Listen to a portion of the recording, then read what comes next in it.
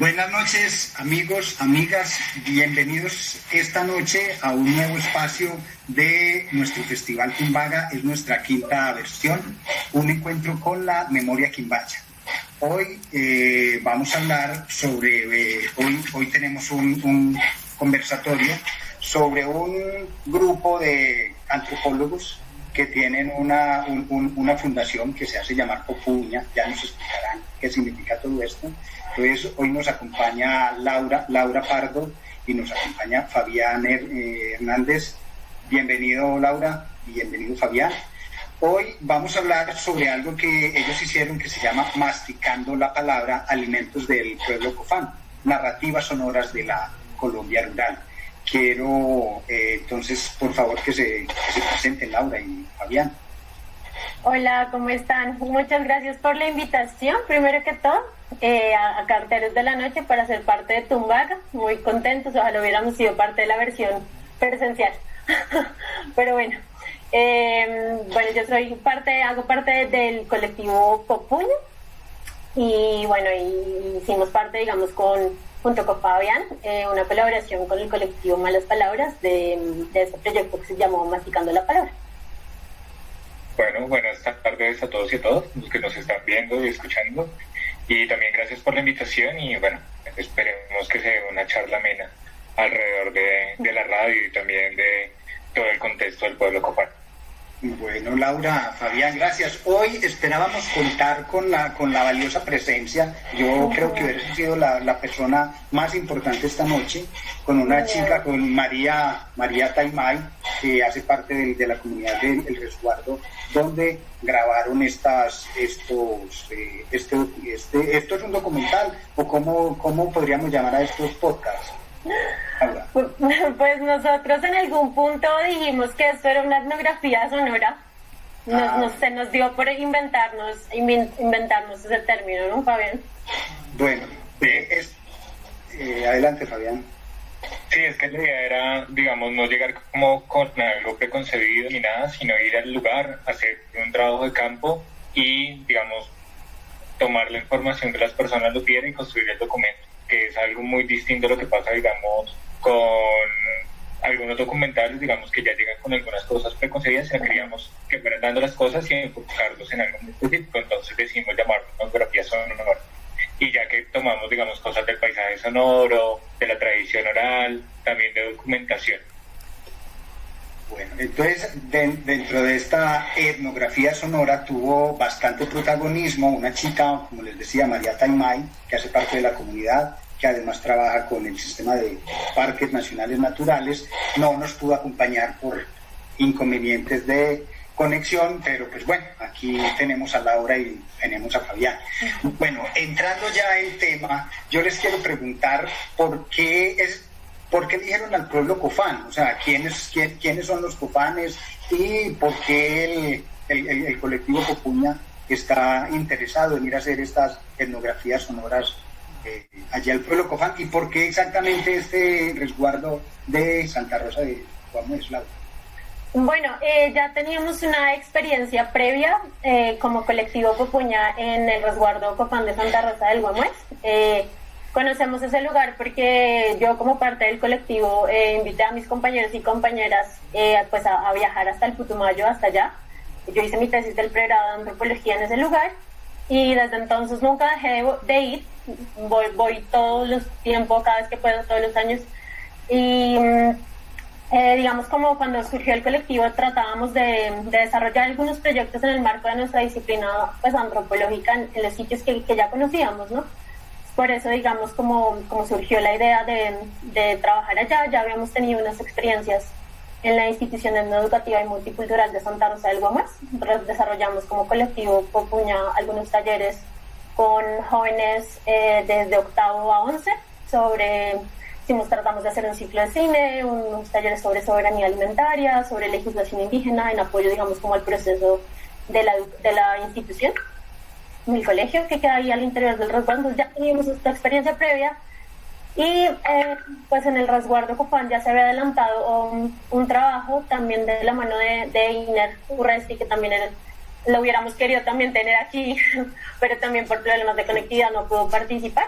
él ya había, digamos, realizado también una novela, una radionovela, que se llamó Humando Seyuje, que quiere decir el canto del guacamayo en Copán, y esta radionovela ya se había desarrollado ya, entonces la comunidad ya tenía, digamos, como una experiencia en radio, y digamos también en el marco de estos nuevos estímulos del Ministerio de Cultura, porque esto se hizo con una beca del Ministerio de Cultura que están enfocados en las TICs, pues se nos ocurrió, digamos, como teniendo esa experiencia previa en el lugar y sabiendo que la comunidad ya tenía, digamos, esta experiencia también con radio, pues se nos ocurrió también pues presentar un proyecto para camellar en esta realización de estos podcasts.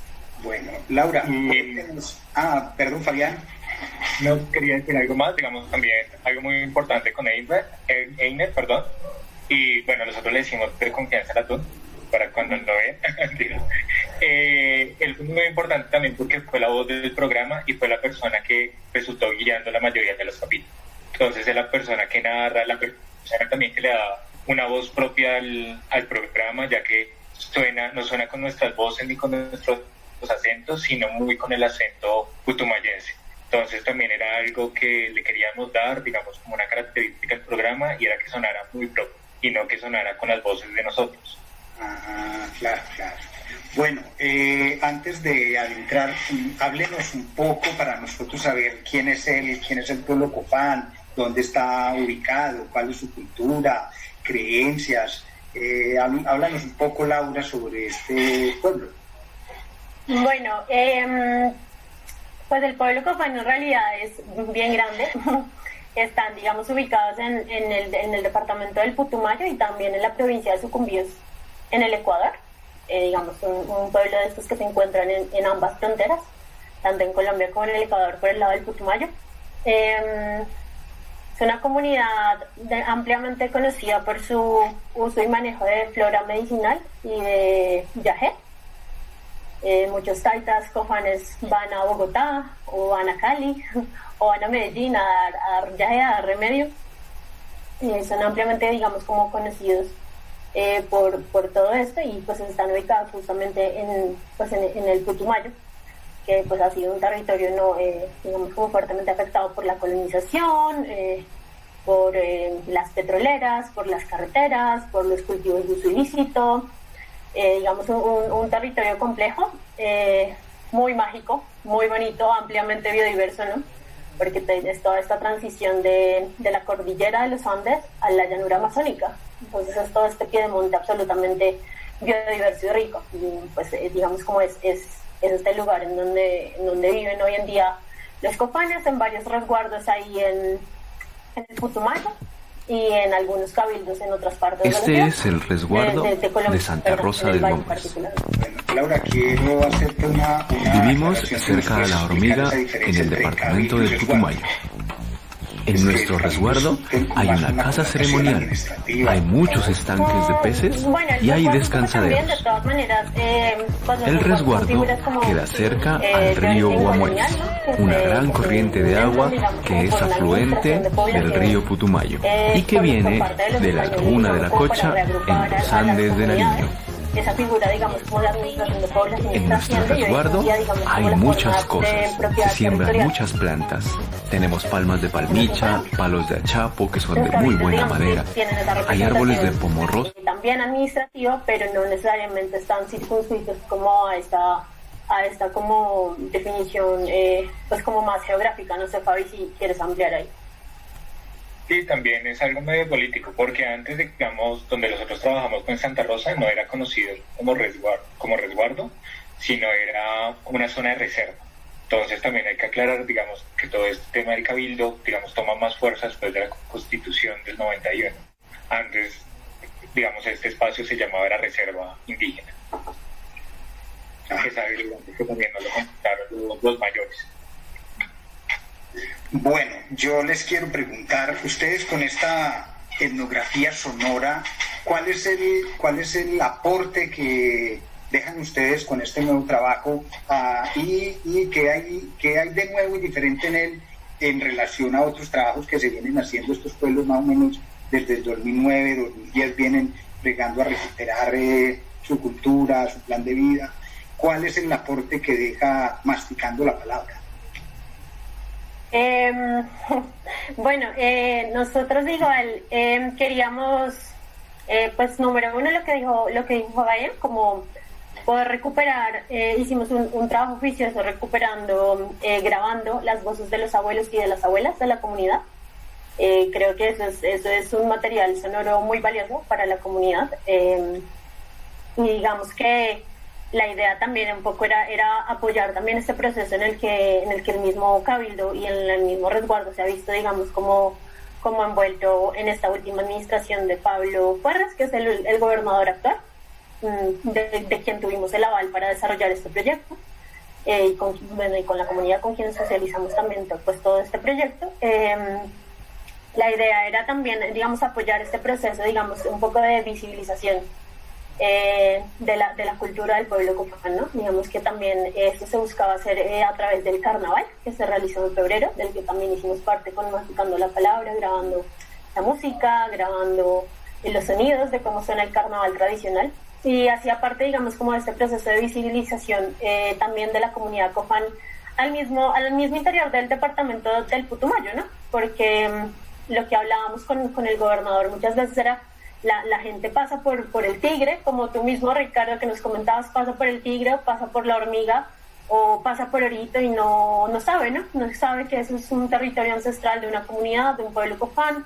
Entonces, esta última administración del resguardo está, digamos, como muy enfocada en digamos, como revitalizar todas estas partes, digamos, como de la cultura, de la lengua, de la música, de los bailes.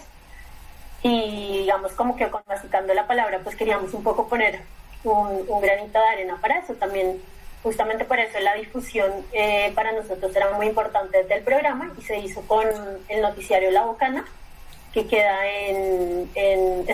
hace parte de la red de emisoras comunitarias de Cantoyaco, y se transmitió en La Hormiga en un horario de noticiario a las 7 de la mañana, un horario en el que, digamos, en sitios rurales, pues todo el mundo está escuchando la radio, pues porque no estamos hablando, no hay acceso a internet, muchas veces no hay ni siquiera señal, pero la radio es una cosa que está ahí, entonces era también un poco como contar estas historias a través de un medio que pudiera llegar pues a muchas personas muy al interior también del departamento, digamos, era como nuestra idea inicial. Y otra cosita muy pequeña, digamos, con respecto a lo que estaba diciendo Laura al final, y también queríamos que los programas también circularan por WhatsApp, digamos, que aprovechar como estas nuevas tecnologías y poder hacer que digamos, la información, digamos, fluya un poco más, porque a veces, digamos, en los medios tradicionales pues se queda en un público específico. Entonces lo que queríamos era que les llegara a todas las personas y también que sirviera como una base documental. Entonces la idea de nosotros, no lo hemos podido hacer pues por toda esta cuestión de la pandemia, era dejar, digamos, algunos los registros que hicimos a la comunidad y también entregarles todo el material, digamos, para que ellos les den el uso que consideren más pertinente. Bueno, pues ya que estamos hablando de una etnografía sonora, yo los quiero invitar a que escuchemos parte de uno de esos podcasts. Vamos a escuchar el capítulo número 2, que habla sobre cierto tema que ya lo vamos a tratar. Entonces yo los invito a que escuchemos un poco, un trocito de una de estas narrativas sonoras, de esta etnografía sonora, como la llaman sus creadores.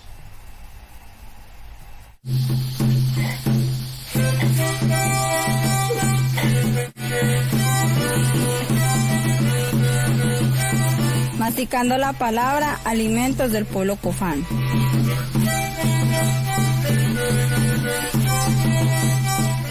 Me gustaba ir donde mi abuela todos los fines de semana, porque mi abuela siempre tenía chucula. Hago chicha blanca, qué rico. Pero la chucula siempre la extraño. Sí. Lo que pasa que en esto no había visto. De hecho, yo les quiero contar que casi que no sé pronunciar la palabra podcast. Tengo que escribirla aquí para poderla. Cazando orugas en el monte, atarrayas y anzuelos en el río. Decía caso, decía que tiene que ver eso. No es podcast. Pero bien, ser cofanes es ser cazadores. En el tiempo de antes, los mayores pasaban cazando en la montaña con flechas, con cepatanas, con veneno. Aquí en el resguardo. Quería escuchar precisamente este número 2, porque allí hablan sobre cazar borugas, ¿sí? Cuando Y cuando uno mira toda esa fauna que consumían allí, porque ahorita en este momento ya hay ciertos inconvenientes para ellos cazar y consumir, encuentra uno que por acá, por estas zonas, también existió toda esa cacería. Y ahí me quiero extender un poco yo. Me di cuenta que, por ejemplo, lo que ellos llaman boruga, porque así llama este capítulo, Cazando Borugas, por aquí también lo teníamos, que se llama guagua. De hecho, hay una canción de Piper Pimienta, anda a decirle a tu mamá que ponga el agua caliente porque va a ir a cazar una guagua. Por aquí habían guaguas, por allá ellos lo llaman cerrillos, zainos, acá teníamos tatauros. Yo les quiero decir, aquí en mi pueblito, en Quimbaya, había un monte que se llamaba el Tatauro, que lo arrasamos, se acabó, pero aquí cazábamos tatauros. Aquí hay una familia conocida como los tatauros, por aquí los que somos de acá, hacia el Clementina, hay una familia que le dicen los tatauros, porque el abuelo era cazador, y dicen que le encantaba ir al bosque de los tatauros, no sé si es el mito, pero aquí había un sitio que queda así, una vereda que se llama Arauca, porque aquí cazábamos tatauros, aquí cazábamos lo que allí llaman guaras, aquí lo llamamos guatines, que ahora se ve mucho. Entonces, eso a mí me impactó mucho saber que aquí también en algún momento tuvimos toda esa diversidad, solo que como no hay ese arraigo cultural, nosotros la perdimos, no nos duele, mientras que estos abuelos sí, a mí me gustaría que nos hablaran de eso, cómo se va perdiendo esa alimentación, esa gastronomía y en general todos esos rasgos culturales cuando se va perdiendo el territorio. Por favor, Laura y Fabián. Fabi. Bueno, yo creo que son como dos procesos, ¿no? Lo que nos cuentan los abuelos es que todos los animales comenzaron a irse desde que llegaron a la petrolera, más o menos en los años 70, si no estoy mal. Laura me corrige si me estoy 60. De hecho, creo que las primeras petroleras y los primeros proyectos grandes que hubieron en Colombia de extracción de petróleo pues se dan en toda la región del Putumayo. Entonces, a partir de que llega la petrolera, llega con ella la colonización. Entonces, digamos, todo este proceso de esta nueva economía lo que hace es que llega mucha gente de afuera y comienza a colonizar todos estos terrenos que eran ancestrales para la comunidad copán. Y entonces ese resentimiento en la llegada de más gente, pues se va desplazando los animales y comienzan a perderse. Algo que hablan mucho de las abuelas es que ellas les da muy duro comer, digamos, carne de res. En la mayoría de las entrevistas dice que no se acostumbran, que les parecía un sabor feo, y de hecho hay una abuela que decía que ella lloraba, que ella no quería comer carne de res. Entonces, digamos, hay algo muy fuerte, porque uno dice, bueno, pues sí, cambiaron de alimentación, pero realmente hay todo un significado cultural que se está perdiendo.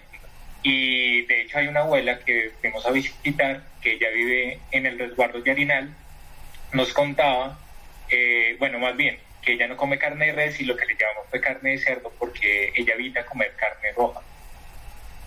No sé si Laura me quiere complementar, pero digamos, sí hubo un proceso muy fuerte, ya no se consiguen los animales, también las personas están evitando cazar y hay muy poco ya animal grande, digamos, ya la anta no se consiguen otros animales un poco más grandes. Todavía hay borugas. De hecho, creo que Laura fue a una cacería de borugas, si no estoy mal. Ya no cazamos nada esa vez. Sí, digamos que también fue muy bonito recoger esas historias de los abuelos y las abuelas que les gusta, además son muy conversadores y tenemos largas entrevistas de 3 y 4 horas con ellos y ellas contándonos cómo se transformó esto, porque también fue un proceso de migración de la misma gente, de las mismas personas de la comunidad copán, porque muchas de las personas que vivían en el resguardo de Santa Rosa del Guamués, que es el que más cerca queda a La Hormiga, que es el casco urbano de ahí, migraron hacia otros resguardos justamente porque también esa colonización se aproximaba demasiado a Santa Rosa, ¿no? Entonces eso implicaba pues un cambio en los modos de vida y particularmente pues de la alimentación, que fue justamente, digamos, como este vínculo que encontramos para contar una historia que definitivamente no habla solo de la comida, ¿no? Sino que habla del territorio, sino que habla de la cultura, sino que habla de esa historia que no se puede negar, de cómo llegó la colonización a ese lugar, de todo lo que ha pasado ahí. Entonces finalmente fue muy bonito porque fue ver un vínculo, digamos, como a través de un plato de comida un montón de cosas, ¿no? Lo que la gente dice de esa comida, la relación que tienen con eso, lo que se ha dejado de comer, lo que ya no está en los platos, lo que sí está, ¿no? Entonces... Y que a veces uno encuentra unos significados que uno no se imagina, digamos, para uno las dantas o los animales de casa, simplemente la gente iba a cazarlos, pero no, ellos lo relacionan con todo. Digamos, para llamar la danta también lo hacían los taitas, lo hacían los abuelos, lo hacían a través de las tomas de yaqué. Digamos, los lugares más importantes y los lugares que son considerados sagrados para ellos también es lo que ellos llamaban chupaderos de dantas. O sea, era donde las dantas llegaban, donde los animales llegaban a comer. Entonces, digamos, uno se da cuenta que, bueno, no es solo la comida, realmente hay un contexto muy grande. Y también hay unos animales que no se comían, digamos, ellos no comen venado. ¿Por qué? Porque el venado tiene una representación, ya que son personas. Entonces, uno se da cuenta que la comida realmente contiene mucha información. De hecho, la hormiga, que es como el lugar más importante para ellos, lo que dice la abuela, como no, ese lugar era importante, era porque era el chupadero más grande que había de dantas. Y esa fue toda la zona que se tumbó para construir la hormiga, que es como la ciudad más grande o el pueblo más grande que hay ahí en esa región. Bueno, yo ahora en estas intervenciones los escucho mucho decir abuelo, abuela, los taitas, los mayores, o sea, se ve que en estos pueblos hay una gran importancia de los abuelos y las abuelas. Sí, definitivamente. Digamos, las abuelas cofanes son muy conocidas por manejar la flora medicinal. Tienen sus huertas de plantas medicinales cerca de las casas. Es una práctica común hoy en día. También tiene que ver, digamos, con una grave afectación que ha habido del ecosistema, en donde las plantas medicinales, digamos, que ya no crecen tan fácilmente en el territorio del resguardo, ¿no? Se consiguen difícilmente en el monte. Y las abuelas cofanes son las poseedoras, digamos, de este conocimiento sobre la flora medicinal, y son las compañeras de los taitas, de los abuelos cofanes, que son pues quienes dan yagé primordialmente. Algunas abuelas ahí en Santa Rosa también dan yagé, pero primordialmente, digamos, como los abuelos, los taitas, ¿no? Entonces es digamos como el pilar también, digamos, como de este conocimiento y de la comunidad. Se tiene muy en cuenta a las abuelas y a los abuelos para las actividades culturales, para las fiestas, una parte fundamental, claro. Sí, son como esas personas de consulta, siempre tienen que consultar a ellos dan una opinión y todo se basa según la opinión de ellos. Creo que Laura dijo algo que me parece muy importante y también es algo que ellos están intentando hacer, y es como mantener todo el conocimiento que las abuelas tienen. Y tienen un proceso muy bonito también, como que hay donde está la abuela, la mujer mayor, y hay otra mujer que le aprende a ella o que le está aprendiendo, digamos, toda la parte de conocimiento. Y esto también se debe a lo que estábamos hablando antes, y era toda la transformación que había en el lugar. Primero porque se ha talado mucho bosque, ya casi no se consiguen muchas plantas que realmente solo se dan en esos espacios. Y además, todo el Plan Colombia, toda la fumigación, toda la llegada de glifosato al lugar, que destruyó mucho de la planta medicinal, que también es como la planta que es un poco más sensible, digamos, a estos químicos, porque la coca no se muere tan fácil como estas plantas. Ya, bueno, ustedes también hablan mucho sobre estas plantas, sobre el yagé, y pues este pueblo cofán se conoce como unos botánicos por naturaleza. Uh-huh. Háblenos un poco de esto, y además de este santuario de fauna de plantas medicinales que queda allí cerca, el Orito Inguiande. Sí, Orito Inguiande es una estrategia de manejo integrado del sistema de parques nacionales digamos como que fue iniciativa de la ASMIC, que es la Asociación de Médicos Indígenas Cofanes en su momento, y digamos como que de la mano de parques nacionales decidieron declarar esta área protegida, como que tiene un poco más de 10.000 hectáreas, para protección de la flora medicinal, digamos como con un fuerte componente también de la parte cultural, ¿no? Y con una fuerte, digamos, involucración de las comunidades cofanes. Pues estas mismas fueron digamos, a través de las MIC, las que decidieron, digamos, como consolidar esta área protegida, que un proceso distinto, ¿no? Porque muchos de los parques nacionales no se concertan de esta manera, ¿no? Se piensan, digamos, como desde el Estado, pero no necesariamente se coordinan con las comunidades locales. Y digamos, como fue un ejercicio diferente de esto. Entonces, la relación, digamos, como de ahí de los resguardos con parques o con Orito Guianda, digamos, que ha sido también mucho para la propagación de las plantas medicinales, que era, pues María Talmal nos hubiera podido ayudar, ilustrar un poco mejor todo este proceso en el que se hacen también, digamos, como algunas colectas al interior del santuario y al interior de esta área protegida de plantas medicinales que difícilmente se consiguen en los resguardos a causa, digamos, del impacto del ecosistema, ¿no? Y se les llevan a las abuelas, porque pues son ellas quienes las nombran en COFAN, quienes conocen sus usos, quienes sí, como las reconocen también, ¿no? En el monte, porque realmente pues caminar el monte y reconocer y ver las plantas medicinales es una sabiduría tremenda realmente. Yo varias veces estuve en esos procesos de reconocimiento y es, pues, para uno que no conoce, es un poco ciego, ¿no? Y también hay algo como interesante ahí de lo que estamos hablando, y es que uno habla de las huertas, ¿cómo es el nombre que ahora le ponen? Las nacipas. Las nacipas. Uh-huh. Pero realmente es algo muy nuevo, es como de esas formas que ha encontrado la comunidad para adaptarse por todos los problemas que han habido.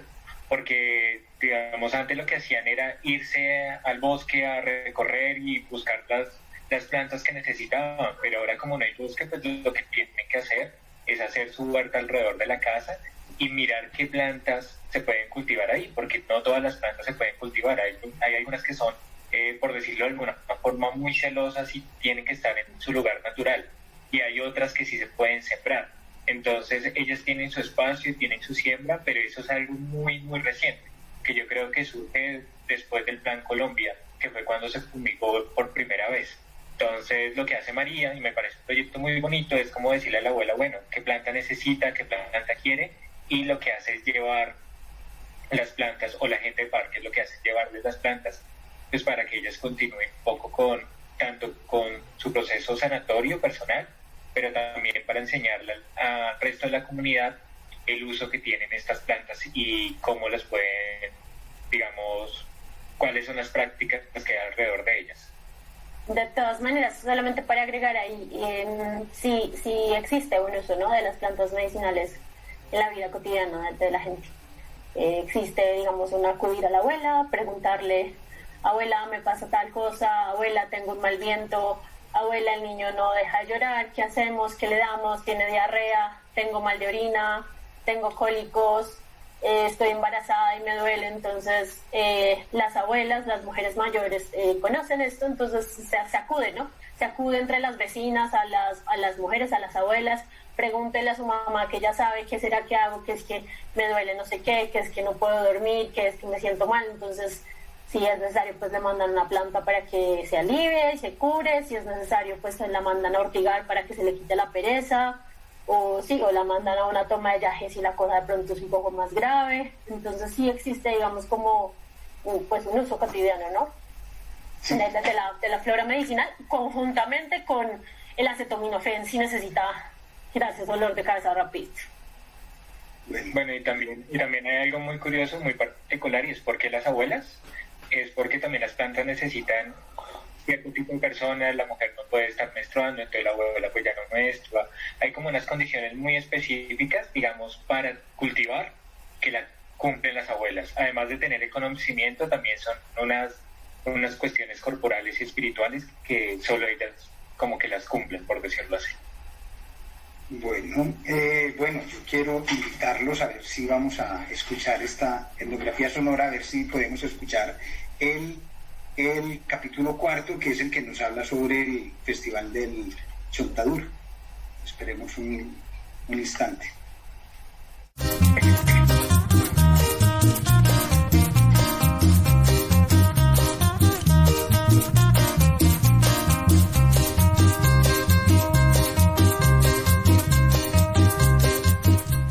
Cada año, 3 días antes del miércoles de ceniza, el pueblo Cofán festeja una de sus tradiciones más importantes, el carnaval del Chontaduro, donde la chicha de Chontaduro fermenta la alegría del resguardo, mientras con la música de los bombos, cascabeles y armónica le agradecemos al territorio, a la naturaleza por todas las cosas que nos brinda.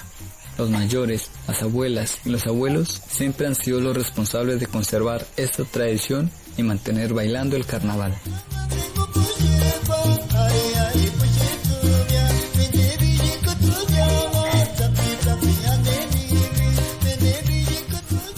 El carnaval se festeja en esas épocas cada año, es porque anteriormente los abuelos miraban como una fiesta. Desde la creación del mundo, que el mismo nuestro Señor le dijo a la Virgen María, es que le dijo, prepare chicha, pero harta. Entonces, ¿qué dijo la mamá? ¿Pero para qué? No, es que yo voy a hacer una fiesta. Mandó a arreglar una casa grande, puso sillas, como mesas, comedores. Entonces la mamá dice, pues este muchacho está como loco, ¿qué será que está pensando? Entonces ya llegó el día, él madrugó, ya tenía todo listo, la cacería, tanto animales, mico, pescado, había comida en abundancia, ya tenía todo preparado. Que dijo, mañana madrugan a hacer el desayuno, porque la gente por ahí a las 7 de la mañana ya va a llegar. ¿De dónde va a venir la gente? Entonces que él madrugó muy de mañana, que venía rayando el día, se paró, tenía un tamborcito y el cacho.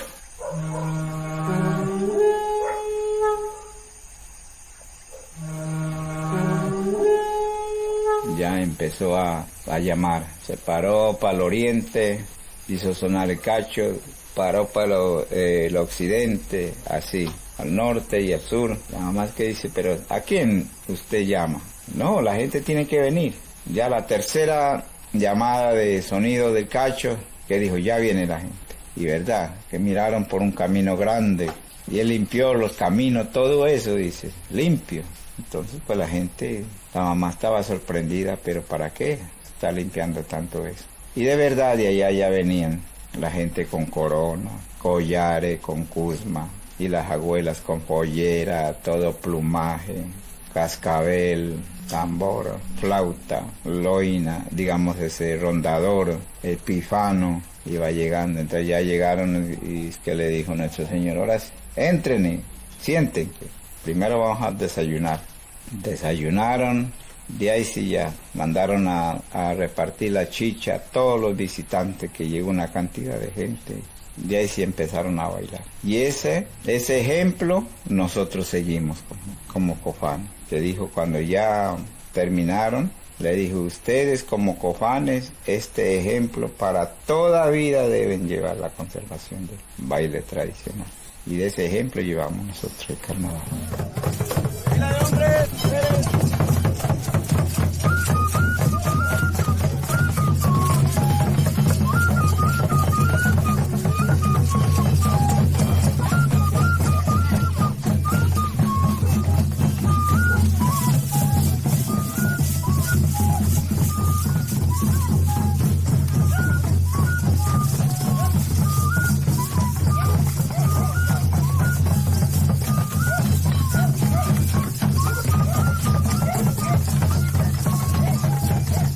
En el carnaval se le graba. Nosotros, cuando él era joven, era pura flecha. Flecha mata, cerillo, mata de sus manadas grandes que le dice puerco guangana. Ellos matan 7, 6 pura flecha. Tiempo veneno, aquícito nomás hay que poner, pero flecha, aquícito ya está caído. 7 mata de esos zainos. Pero qué gordo esos años. Pura danta, nosotros vivíamos como colono, no llegaba aquí, era danta, zaino, cerillo, mar de Zamburuga y de ese churuco. Ahora ni se mira churuco, ¿dónde estarán?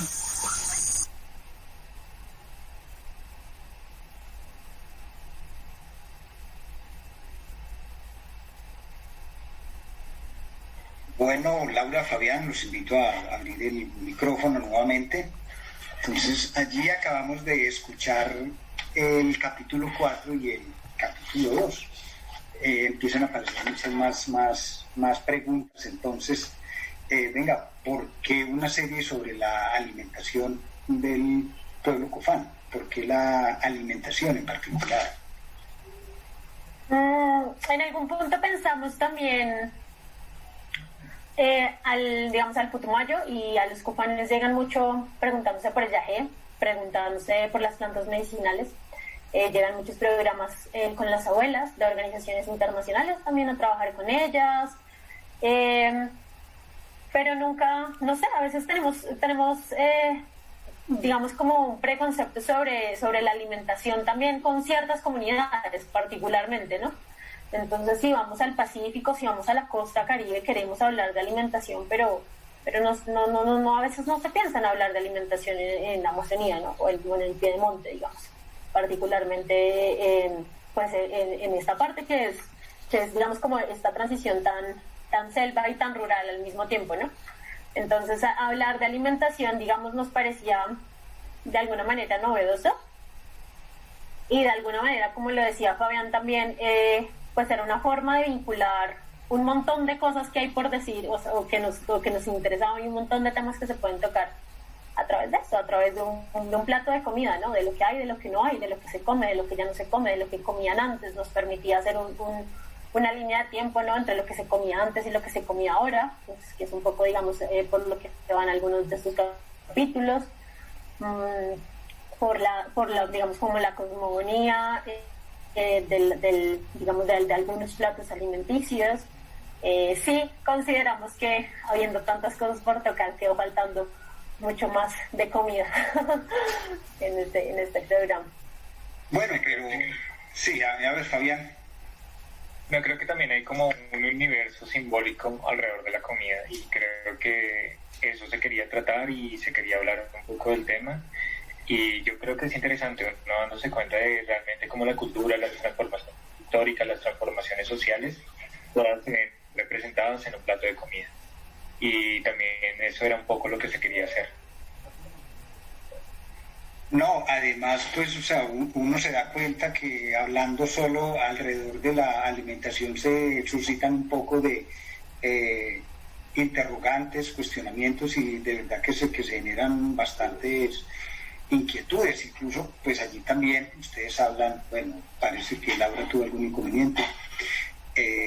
Laura, estaba yo comentándoles que alrededor, Laura, ¿escucha bien allí? Sí, ya, qué pena, algo pasó. Bueno, alrededor de la alimentación, pues aparecen otros componentes, y allí hablan un poco sobre la lengua. Quería preguntarle sobre la lengua. De hecho, yo me he preguntado siempre, nosotros aquí celebramos el Día del Idioma, en un país donde hablamos casi 80 y tantos dialectos desde negros que tenemos por ahí en San Basilio del Palenque. Todas estas comunidades indígenas tienen, casi que cada comunidad tiene su lenguaje. Además, porque hablamos siempre de lengua y no de idioma. ¿Y esto cómo se ve con el territorio? Si nos hablan un poco de eso, sobre esta lengua cofán y su territorio. Bueno, un poco lo que intentamos también hacer, que creo que faltó bastante el componente de era un poco difícil pensar en agregar un componente de un idioma que no hablamos, ¿no? Entonces, en muchas de las entrevistas con los abuelos y las abuelas teníamos información en cofán que para nosotros era imposible, digamos, como o traducir. Entonces, bueno, eso era un reto como metodológico también, ¿no? Pero también, pues el cofán se habla tanto en Colombia como en el Ecuador. En el resguardo de Santa Rosa del Guamués no tanto, como en otros resguardos cofanes que existen en Colombia, como en Afilador Campo Alegre, como en Yarinal, a donde emigraron, digamos, distintas personas que en algún momento vivieron en Santa Rosa. Entonces, en Santa Rosa tampoco se habla tanto. Algunos mayores, algunas abuelas y abuelos hablan. También, digamos, pues tiene que ver con todo esto, con toda esta, digamos, también cercanía al casco urbano, con este proceso, digamos, de colonización del que hemos hablado, y de esto también habla mucho, pues, el territorio y también la pérdida de la lengua, ¿no? cuando se insertan, digamos, los chicos y las chicas al colegio, donde tienen que hablar en español, o muchas veces cuando se casan las personas de la comunidad con personas de fuera, que es un caso muy recurrente también, pues digamos, como que la transmisión de la lengua también se va perdiendo, ¿no?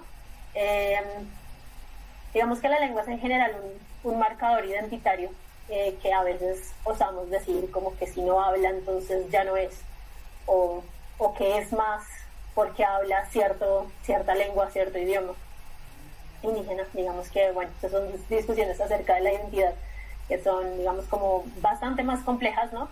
Pero un poco lo que tratamos de hacer fue mostrar también, ¿no? Como que finalmente existen un montón de prácticas que son del pueblo cofán, tradicionales, de concepciones del territorio, de concepciones, digamos, del mundo, ¿no? De la naturaleza, a pesar de que ya no se hable tanto la lengua. Una preguntita, ¿ellos tienen escritura? Sí. El cofán se escribe, pero también depende si el profesor que llevan a la institución no educativa en donde se da, en la institución no educativa que queda al interior de Santa Rosa, se da cofán, embera, inglés. Porque hay estudiantes, pues la institución queda dentro del resguardo, pero hay estudiantes que son cofanes, hay estudiantes que son embera, hay estudiantes que son chicas que vienen del Tigre, de Villa Duarte, de La Hormiga. Entonces pues ahí hay como distintas personas ahí. Y también depende si llevan el profe que habla, el profe de cofán, si es de Colombia, habla distinto a que si viene del Ecuador. Entonces sí, hay, digamos, ahí hay como algunas cosas. Muchas de las cosas que pasan pues también con estos idiomas es que como la escritura es posterior, entonces a veces no hay como consenso que si se escribe cofán con K o con C. Yo todavía no he podido resolver esa incógnita. Yo escribo con C, pero hay quienes escriben con cofán, con K. Entonces ahí, bueno, sí. Creo que ese es un trabajo más de los lingüistas, porque, bueno, eran sonágrafos, o sea, eran comunidades ágrafas, y pues ya los lingüistas hicieron todo el proceso de pasarlas como a letra, de mirar cómo son los fonemas y todo ese tipo de cosas. Y es difícil, es que para las mismas personas se les dificulta mucho, digamos, aprender a escribir, porque es algo muy técnico. Entonces, yo creo... Perdón. No, tranquila, dale. No, que los abuelos y abuelas, por ejemplo, ahí en Santa Rosa hablan, pero no escriben. Sí, exacto. Y también se les dificulta leer el mismo cofán. Entonces, sí, digamos como que esa relación ahí es a veces compleja, ¿no?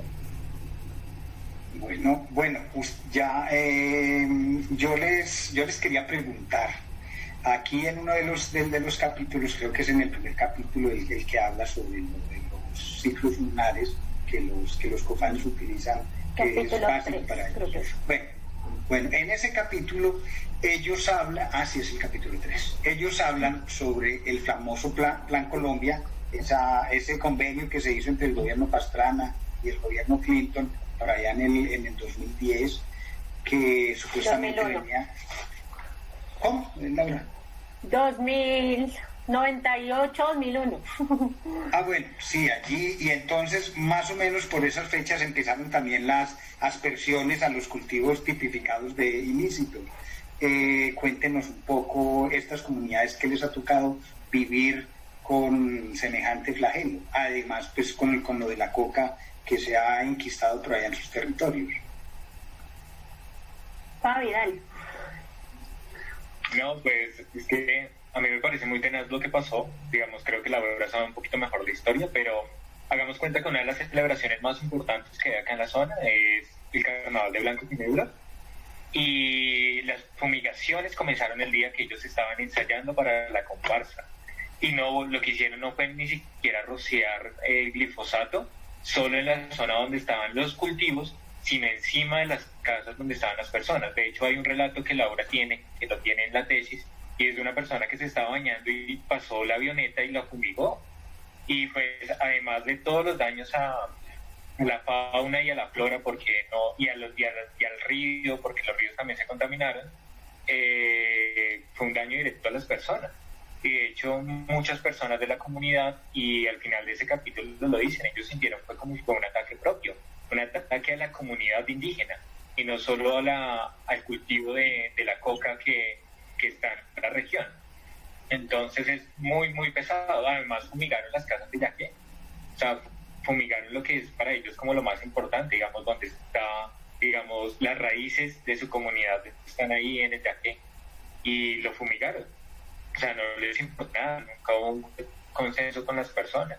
Entonces es algo muy fuerte porque les dañó tanto la alimentación, la salud, toda la parte de medicina tradicional, las viviendas, hubo desplazamiento, o sea, fueron unas condiciones muy fuertes.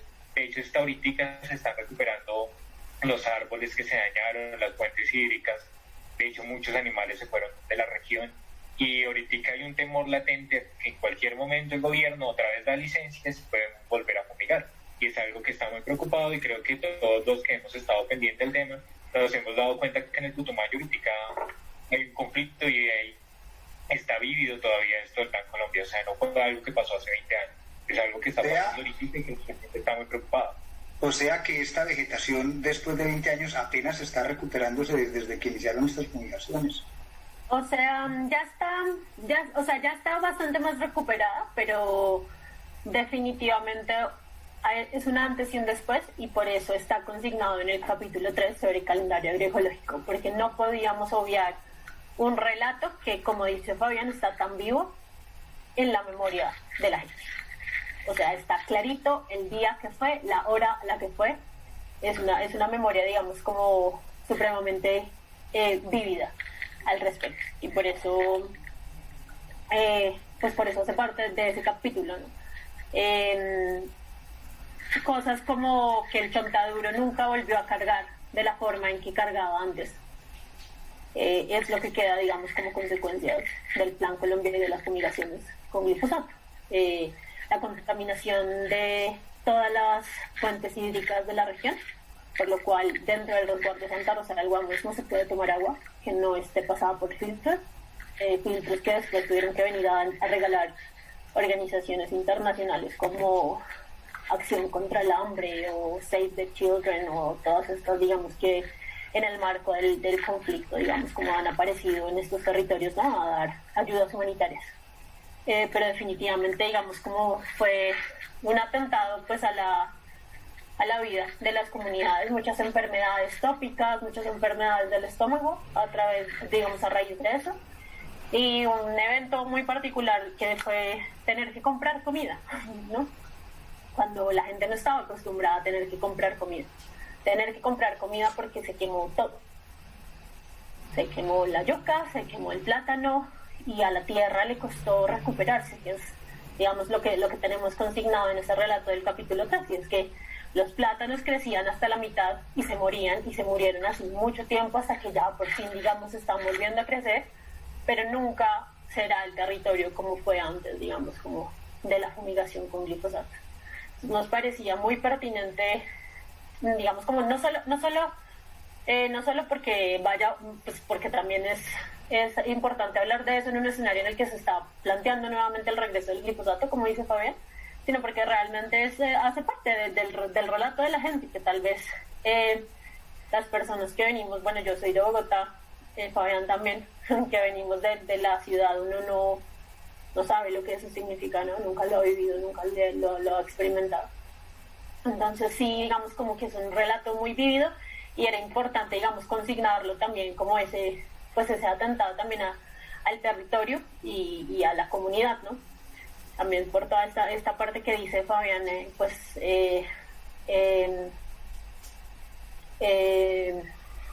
¿cómo se llama esto? Sí, como con su relación con el territorio, ¿no? Porque digamos que lo que se denunció dentro de la Defensoría del Pueblo, y las denuncias que se hicieron al Estado y las demandas que se hicieron al Estado, es que se habían rociado las casas de yagé, y las casas de yagé no son solamente estos sitios donde se toma yagé, sino donde se concentra una parte del mundo espiritual muy importante, y pues esto fue un atentado a la cultura también, ¿no? Bueno, estamos hablando de hechos que ocurrieron hace 20 años, o sea que muchos chicos de allí pues deben tener eso latente. Se nos ocurre, estos jóvenes, ¿cómo se vinculan hoy por hoy a estos proyectos? ¿Cómo se vincularon a este proyecto que manejaron ustedes de Masticando la Palabra? ¿Cuál es el papel de los jóvenes actualmente en el pueblo Copán después de todo esto que nos contaron? Bueno, cogerlos para hacer las entrevistas a los chicos y a las chicas, no. Muy difícil. Sí. Realmente. Sí, mucha recocha, verdaderamente. Pero digamos que lo que intentamos era un poco mostrar también, claro, teníamos... es que era demasiado ambicioso todo, sí, queríamos hablar con todo el mundo verdaderamente, entonces teníamos pues todos estos relatos de abuelos y abuelas acerca, claro, digamos, de lo que le pasa a uno con sus abuelos y abuelas, ¿no? Como de esa nostalgia, desde el pasado, desde lo que fue, de lo que ya no es, pero también un poco los jóvenes, pues cómo han adaptado eso a su realidad cotidiana, ¿no? Entonces, qué es lo que comen, qué es lo que se acuerdan que les daba su abuelita, qué es lo que todavía saben hacer, ¿no? Muchos chicos y chicas van a pescar, ya no van tanto a cazar, digamos, pues porque el ecosistema pues ya no hay, pues no hay que cazar, entonces pues ya no se caza, pero sí se sigue pescando, sí se sigue, digamos, festejando el carnaval del Chontaduro. Es muy importante, se están, digamos, haciendo un proceso de recuperación también dentro de las danzas.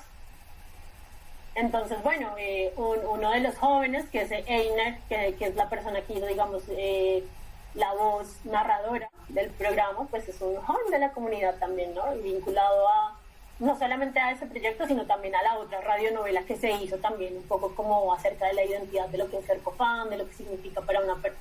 La radionovela es bellísima, sobre una chica Copán que se enamora de un muchacho que trabaja en una petrolera. Excelente historia.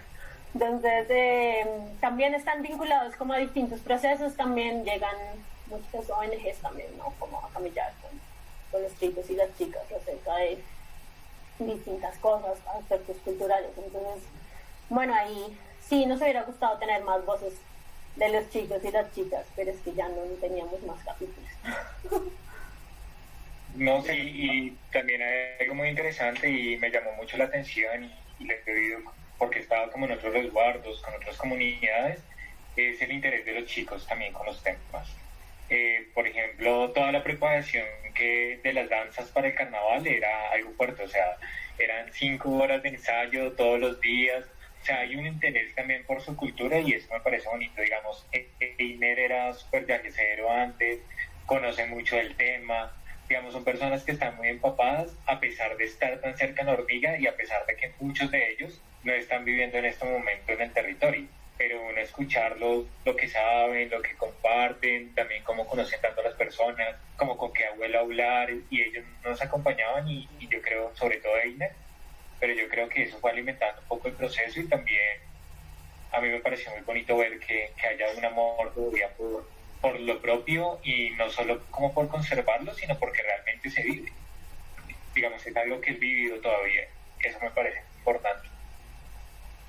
Por ejemplo, igual para los chicos y las chicas, digamos, más chiquitos también es importante hacer parte de esta institución no educativa, ¿no? Que queda al interior del resguardo, porque pues como una institución no educativa no tiene los valores, digamos, de un colegio tradicional, qué sé yo, católico o religioso, sino que tiene, digamos, algunas prácticas que vienen particularmente de la tradición copana. Entonces, por ejemplo, se realizan, hay una casa de yagé detrás del colegio y los chicos y las chicas participan con autorización de los papás, de que no son cofanes, por ejemplo, para participar, digamos, como de estas tomas de yagé con sus compañeritos del colegio.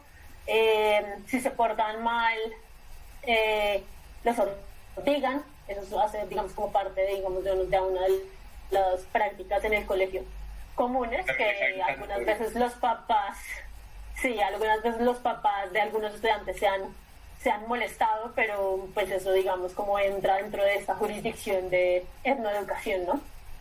Entonces, sí existe, digamos, como como digamos desde diferentes puntos también un vínculo constante, a pesar de que digamos la vida de los chicos y de las chicas ya nada tiene que ver con la vida de sus abuelos y abuelas en el territorio, ¿no? Porque se ha transformado increíblemente. Pues ahora en Santa Rosa del Guamués todos tienen celulares, todo como, sí, normal.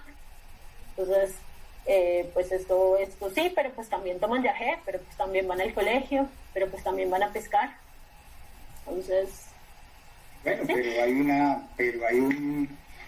hay una actividad juvenil entonces allí, pues ojalá. Bueno, Fabián, Laura, los quiero invitar un momentico a que cerremos el micrófono porque vamos a escuchar a María Taimán, que nos envió un audio hace un rato desde allí, desde el resguardo Cofán, Santa Rosa del Guamués. Entonces vamos a cerrar un audio y vamos a cerrar el micrófono, vamos a escuchar a María Taimán. Buenas noches, compañeros. Los saludo desde acá del resguardo Santa Rosa del Guamués. Mi nombre es María Taimán. En cuanto al programa Masticando la Palabra, fue muy exitoso, en que lo escuchamos pues en nuestros resguardos por medio de la radio. Fue interesante tanto para las abuelas, abuelos que pudieron participar de esos audios que se pudieron grabar gracias a los compañeros John Jairo, Daniela, no recuerdo los otros dos compañeros, pero muy importante, ya que nos tocó lo que es la parte de nuestro territorio, la parte también cultural de nuestro pueblo. Ahí escuchábamos a una miembro del resguardo, a una chica, María Taimán, que además trabaja con el parque, con el sistema de parques, el Sistema Nacional de Parques Nacionales Naturales. Bueno, pues Laura, Fabián, muchas gracias por habernos acompañado hoy, por dejarnos estas inquietudes sobre el pueblo Cofán. Ahorita vamos a dejar el link para que todas las personas, yo sé que quedaron antojados de conocer más, vamos entonces a dejarle el link para que todos nuestros amigos y amigas puedan entonces conocer más sobre este pueblo Cofán y sobre todo este resguardo Santa Rosa en el Putumayo. No me queda sino pedirles que se despidan y agradecerles por habernos acompañado. Ricardo, muchas gracias a Carteros de la Noche, a Tumbaga por invitarnos. Nos hacen muy felices cada vez que podemos hablar de Masticando la Palabra. Es un proceso que nos gusta hacer. Digamos, gracias por la invitación, en serio, y bueno, y lástima que estuvieron los otros compañeros que estuvieron en el proceso, yo, Jairo, Camila, Juliana, bueno, muchas personas estuvieron acá y bueno, espero que en otra ocasión se pueda y que también esté toda la gente del resguardo para poder hablar. Y bueno, y si nos vuelven a invitar, no nos ponemos bravos, nos gusta hablar del tema. Bueno, no. Y que escuchen el programa, que en realidad quedó chévere. Bueno, listo. Entonces a los amigos y a las amigas que nos han acompañado hoy en este festival Tumbaga, un encuentro con la memoria quimbaya, les vamos a dejar el link para que puedan escuchar todos estos 6 capítulos. Muchas gracias, muy amables. Vamos a dejarles en este momento con otro pequeño fragmento de Masticando la Palabra y nos vemos en otra oportunidad, en otro encuentro. Bueno, hasta luego, Fabián, hasta luego. Muchas gracias. Chao, gracias. Flautas y armónica al ritmo de los bailes y danzas, al sabor de la chicha de Chontaduro y al fermento de la yuca, nosotros los cofanes de Santa Rosa hemos ido rescatando nuestras tradiciones, nuestra cultura. En la fiesta, la memoria de nuestro pueblo sigue viva.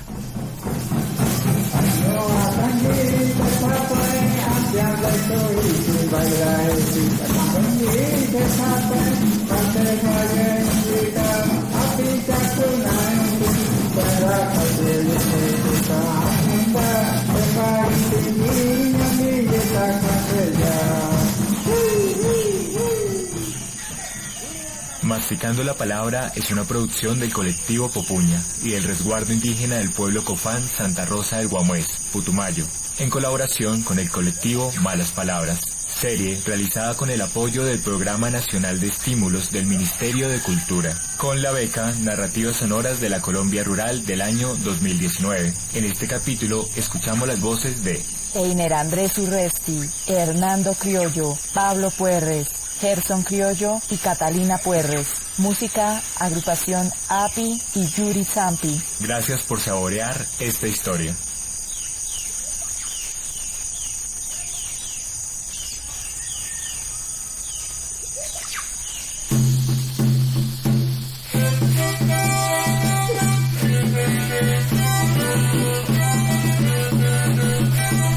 Masticando la palabra, alimentos del pueblo cofán.